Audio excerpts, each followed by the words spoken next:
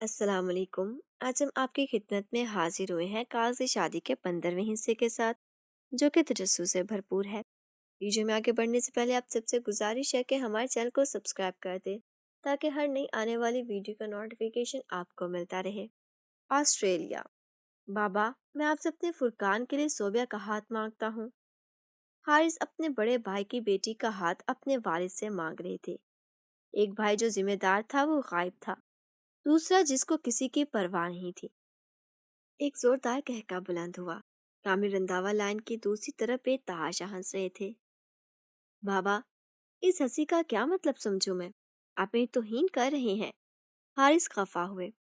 توہین اپنی خود کروا رہا ہے۔ اپنے پتر کی شکل دیکھی، ایک دم سیاہ کوئلہ، اس کے ساتھ اپنی پوتی بیاہ دوں تو نے اس مدارسن سے شادی اپنی مرضی سے کی، پھر الگ ہو گیا اور بچے سارے کلے کلوٹے۔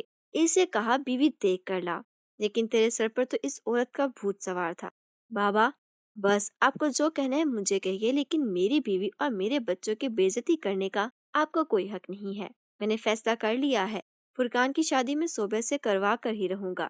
اگر آپ روک سکے تو روک لیں۔ کامل رندھاوا چلائے مگر کال کٹ چکی تھی۔ رضوان، رضوان، حارث زور زور سے ایک ہی نام پکارے جا رہے تھے۔ چند لمحوں میں 20-22 سال کا لڑکا دوڑتا ہانپتا ہوا کمرے میں داخل ہوا۔ جی بابا، آپ نے بلایا؟ آتی نہایت احترام سے حارث صاحب سے مخاطب ہوا۔ مجھے اسی ہفتے کرناٹا جانا ہے، میرے ساتھ فرقان بھی جائے گا۔ ہماری ٹکٹس کنفرم کرو آج ہی، آج میں یہ کام ہو جانا چاہیے۔ جی بابا۔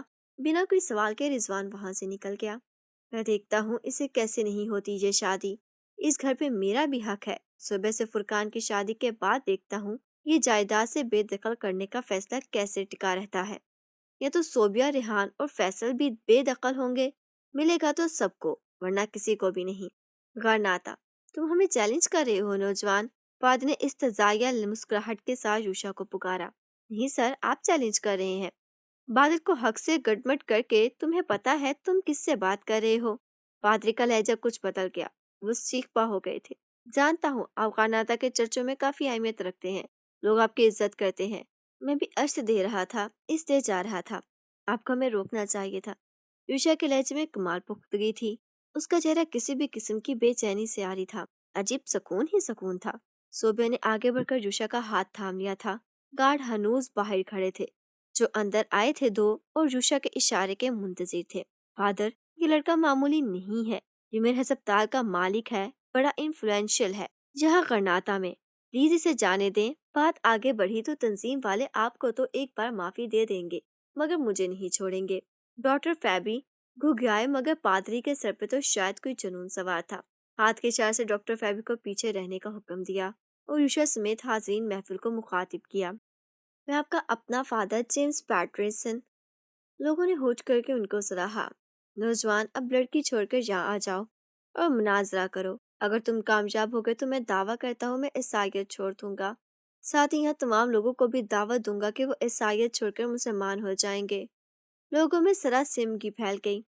تم لوگوں کو خدا کا واسطہ ہے، آج یسوع کے لیے ایک ہو جاؤ اور کھڑے ہو کر اس کا تماشا دیکھو۔ مجھ پہ بھروسہ رکھو، حق ہمیشہ کامیاب ہوتا ہے۔ یوشا اچانک مسکرا اٹھا اور صوبہ کا ہاتھ تھامے تھامے سٹیج پر جا پہنچا، جہاں اس غرور کے نشے میں پادری جیمز مائک تھامے کھڑا تھا۔ پادری صاحب، آپ مجھے جس کام کے لیے اکسانا چاہ رہے ہیں وہ میں کرنا نہیں چاہتا تھا، مگر آپ نے کچھ باتیں ایسی کہی ہیں جن کا جواب دینا میں بلد ضروری سمجھتا ہوں۔ سب سے پہلی بات یہ، کوئی راہ چلتی لڑکی نہیں، میری بیوی ہے، اللہ کا گواہ مان کر میں نے اس سے نکاح کیا تھا، اس کا ہاتھ تو اب میں مرتے دم تک نہیں چھوڑوں گا انشاءاللہ۔ دوسری بات، آپ کے ہاں مہمانوں کو بلا کر ہر وہ چیز دسترخوان پر رکھی جو ان کے ہاں حرام ہے، یہ ناانصافی نہیں ہے کیا؟ میں کوئی بدمزگی نہیں چاہتا، یہ موقع نہیں ہے ایسی باتیں کرنے کا۔ یہاں سارے جونیئر ریزیڈنٹس موجود ہیں جن کو چھٹی بھی بڑی مشکل سے ملتی ہے، وہ ان سب باتوں کے لیے تیار نہیں ہے۔ یوشا نے مسکرا کر سب کی طرف دیکھا تو انہوں نے اس بار ہوٹ کر یوشا کو بات کا ساتھ دیا۔ تم ایسے نہیں جا سکتے، تمہیں آج مناظرہ کرنا ہوگا، حق و باطل سے علیحدہ تو ہونا ہی ہے۔ حق باطل سے تو علیحدہ ہوگا ہی انشاءاللہ، مگر اس سے پہلے میں چاہتا ہوں میری بیوی کو گھر بھیج دوں۔ ابھی تو جینے مرنے کی قسمیں کھا رہے تھے، اب کیا ہوا، اتنی جلدی ہار مان لی؟ پادری کی باتیں سن کر ڈاکٹر فیبی نے سر پکڑ لیا تھا اور وہ کسی کو فون کر رہے تھے۔ پادری کے ہاتھ میں ایک عدد گلاس تھا، شاید وہ نشے کی حالت میں اپنا آپا کھو بیٹھا تھا، نہیں اس کی طبیعت۔ اس سے پہلے کہ جوشا کوئی بات کہتا، اس کا بازو پکڑ کر صوبہ نے اپنی طرف مخاطب کیا۔ میں ٹھیک ہوں جوشا، میری فکر نہیں کرو اور اسے منہ توڑ جواب دو، بد زبان کہیں کا۔ صوبہ کی بات سن کر جوشا ہلکے سے مسکرایا۔ گارڈز کے ساتھ گارڈن میں لگی کرسیوں پہ صوبیہ جا بیٹھی۔ وہاں کے 15 سے 20 لوگ موجود تھے جو کھانا پینا چھوڑ کر پورے دھیان سے اسٹیج جیسے جوشا کی طرف نظر جمائے بیٹھے تھے کہ اب کیا ہوگا۔ اپنا تعارف دو لڑکے۔ پادری نے شعلہ بار نگاہوں سے جوشا کی طرف دیکھا۔ یوشا بن فہد، اور میں مسلمان محمد صلی اللہ تعالی علیہ وآلہ وسلم کا امتی۔ الحمدللہ، میری پہچان کے لیے اتنا کافی ہے۔ یوشا کی بات سن کر صوبہ نے تالیاں بجائیں، جبکہ باقی دم سادے دیکھ رہے تھے۔ وہاں مسلمان ایک دو اور تھے، مگر نوکریاں دوسرا کوئی خوف وہ یوشا کا ساتھ نہیں دے رہے تھے۔ اس مجمع بس ایک صوبہ تھی جو اس کے ساتھ کھڑی تھی۔ ہاں تو اب ثابت کرو کہ تم حق پر ہو، کہنے کے بعد اشارے سے سب کو تالیاں بجانے کو کہا۔ پادری کو لگا شاید وہ یوشا کو دباؤ میں لے کر آ سکے گا۔ جناب، حق کو ثابت کرنے کی ضرورت نہیں ہوتی، البتہ آپ کوئی بات کہنا چاہیں تو میں آپ کی غلط فہمی دور کر سکتا ہوں انشاءاللہ۔ ٹھیک، تو پہلے تمہارے رسول سے شروع کرتے ہیں۔ تم لوگ کہتے ہو وہ سب سے افضل ہے، اسے ان کی کتاب کو ماننا چاہیے، نہ کہ ہماری بائبل، جبکہ تمہارے ہی قرآن میں تمہارے رسول کے ماں باپ کا ذکر نہیں، لیکن یسوع کی ماں کا ہے۔ ہوگے ہمارے یسوع تمہارے محمد سے افضل؟ اب بولو کیا کہتے ہو؟ تمہاری ہی کتاب سے میں تمہیں جھوٹا اور فریبی ثابت کروں گا۔ پادری کا لہجہ انتہائی کاٹ تار تھا۔